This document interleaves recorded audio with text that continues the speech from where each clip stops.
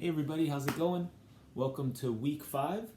I thought I'd start this video by going over a couple of the open-ended questions that were presented to you last week. I'm going to start with the ocean waves warm-up. The first question had to do with how is that seagull in the water showing a property of a wave? And you notice that the seagull went up and down with the wave.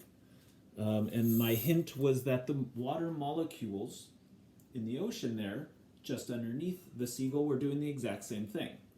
So if you have a wave here, now there's some interference here because each hand is sending the energy back towards the other. Let me start that over. But if you have a simple wave, you'll notice that at the end of the transfer of energy, I'll make this the disturbance over here. My right hand is the one moving up and down, causing a wave. You'll notice that after a wave has traveled on, where do the springs end up? Well, when they settle down, they'll end up in, well, basically the exact same place they started.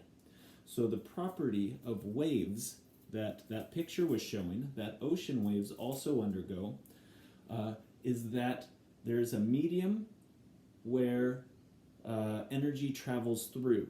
The medium, the ocean water, moves up and down. Some mediums, they move left and right depending on the wave, but they end up in the same place. They do not get transferred along with the energy. The energy travels through, they move to produce one component of that wave, the energy continues on. The other question asked, well, where do you think the energy comes from for ocean waves? And we have discussed this before briefly in at least a few of the classes, that it comes from wind that drags on the ground. I'm going to show you a little model that I drew. If I can, I can't flip the camera, so I'm going to have to go like this. So, as you can see, there's a storm center, and that is the wind, and it is dragging. No matter how much of a horizontal the wind might be at with the water surface, it ends up pushing it down. And that's going to cause a transverse wave because the direction of the disturbance is up and down compared to the transfer of energy, left and right.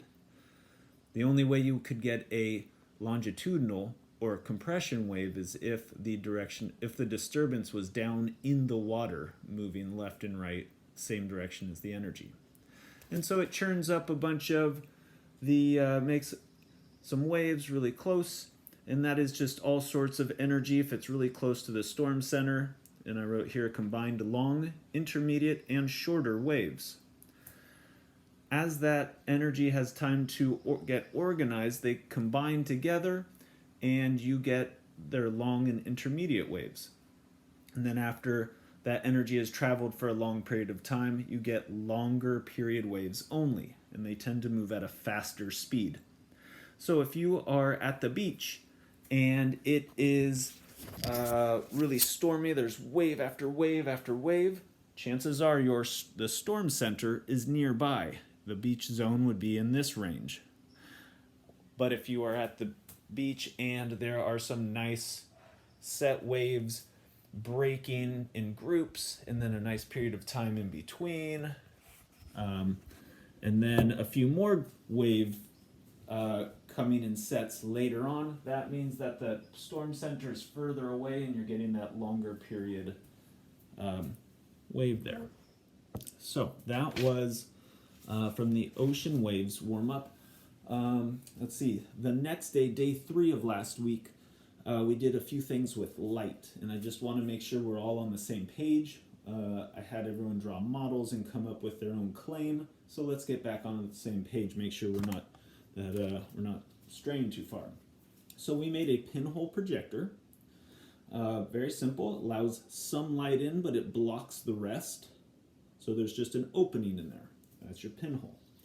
And I have a light here. So when I shine a light, you can see the translucent material here, which lets some light through, but it also stops some. So we can see it where it is on the wax paper. When I move my hand, the flashlight, down, the light on the pinhole projector goes up. When I move it down, when I move it up, the light on the pinhole projector goes up. So as you can tell, it's going opposite, left and right. I think you can see that all right.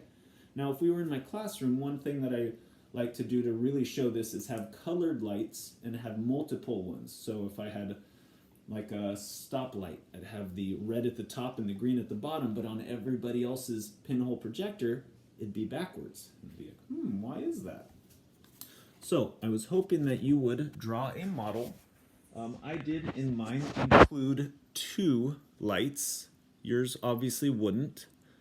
But the goal here was for you to see that, well, as there's an opening, just allowing a little bit of light in, it must be traveling in a straight line. So if you move the light from the top down to the bottom, the light on the wax paper would go from the bottom up to the top.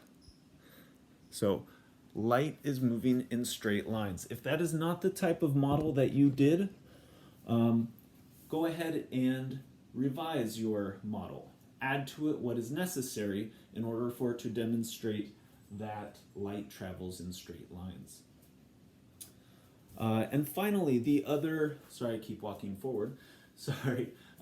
The other item you were asked to draw was looking into a mirror and including the light, the mirror, the object you're looking at, and your eye. How does that work? And so you were supposed to draw that from perhaps a bird's eye view and overhead. And so I just want to show you what my model showed, which is, let's see here, I've got a light and it is moving in straight lines. I was looking at a cup of toothbrushes. My daughter's toothbrushes are on the windowsill.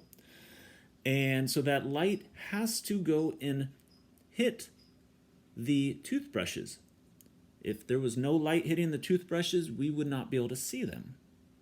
So the light that hits the toothbrushes reflects off of the toothbrushes, reflects off of the mirror at the exact same angle that it came in. That's the law of reflection. And then travels into our eyes. Now the light at the very beginning, it travels all throughout the room, and it might reflect off other items like the shower curtain. And then that light reflects into your eye. That's how you're able to see it.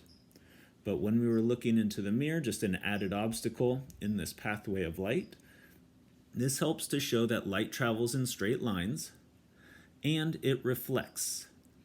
And these are 2 properties that all waves share.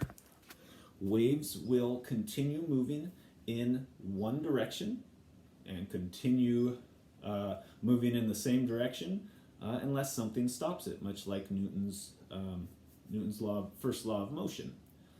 So waves travel in straight lines, but they will also, if there's an object that won't absorb that energy, they will reflect off of it.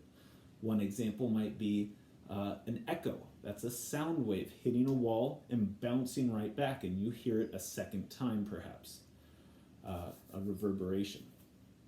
So please update your models if they did not reflect what I showed, those 2 properties of light, because that was what the drive that we were headed towards. It's fine if your models did not do that the first time. It's nice to brainstorm, see what we know, give it a shot, put some logic into it, but ultimately that's where I would like us to wrap up. Finally, you'll notice today that there is a new sheet called Week at a Glance. I've been letting you know that there are 3 lessons per week, but sometimes it might help you organize a little better what we're learning if you know where we're heading. So I put not only where we've been, but where we're going this week. This week we are going to continue exploring light, initially starting with how light exhibits wave properties, but we are going to extend and go a little bit further into light because it is so interesting and find some unique properties that it that it has separate from waves. So that is that for today.